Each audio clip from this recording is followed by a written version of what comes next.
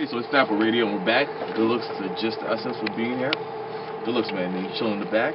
Chilling. Now we have Black's Life in here. Yo, what's going on? It's your boy Adebisi, Black's Life. That's at BLAXLIFE on Twitter if you're on there. You have so many names, yo. Holla I don't know whether to call you Black's Life or, Adebisi. Am I saying it right? Traditionally, the name is pronounced Adebisi. That's Ade, not Ade. And my mother calls me Adebisi, and it means multiple crowns. So that's the name. So you're king out here, yo. Yeah, I'm king everywhere I go. Yeah, man. So I actually met you when I went to the Dead Stock Record launch. It was a loft party or whatever, and I was like, yo, he's pretty dope.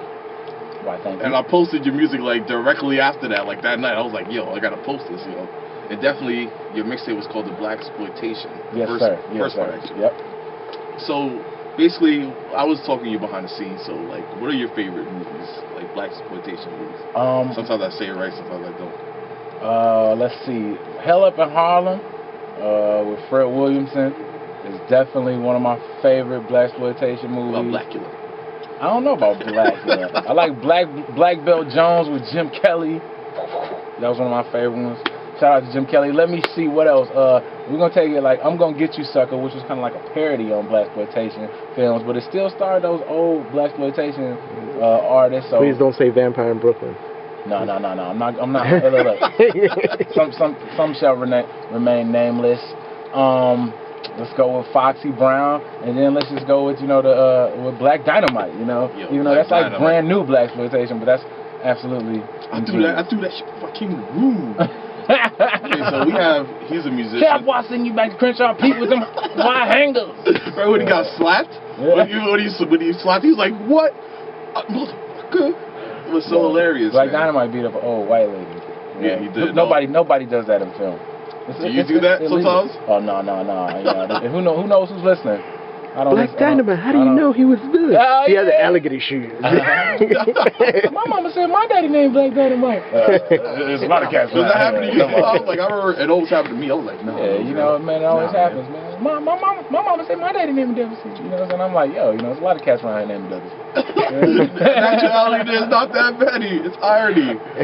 Yeah, but you're coming out from Milwaukee, and now you're in New York City. What was the big transition with that?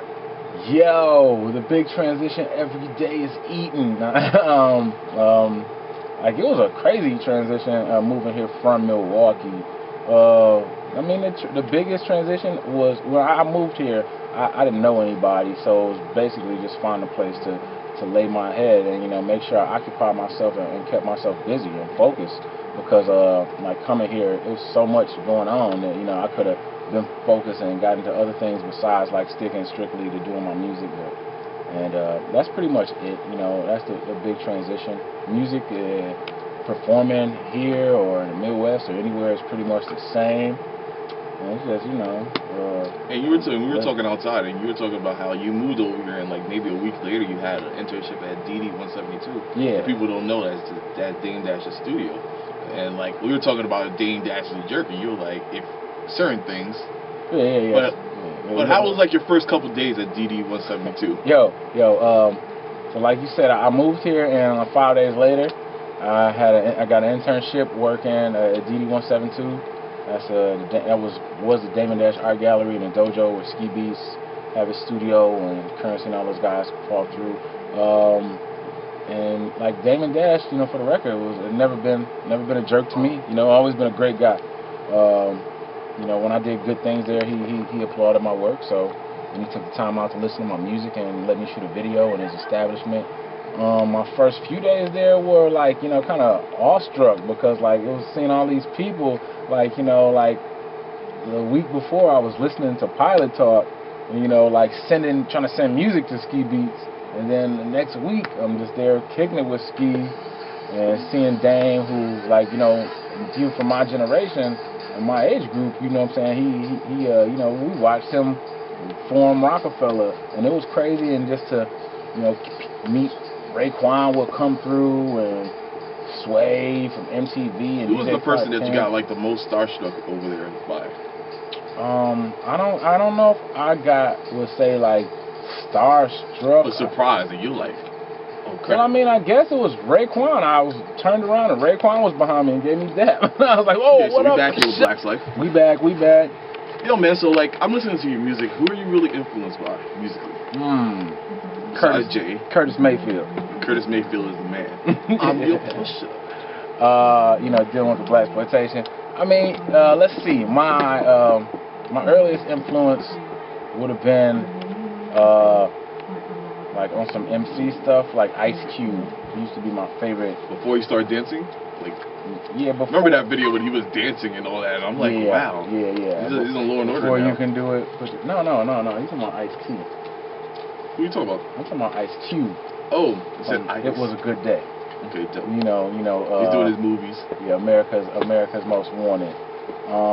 Nas, most definitely, just because like I took from hearing Nas rhyme was actually making my stories visual, as where like I could make something in audio form, as where you could visualize it.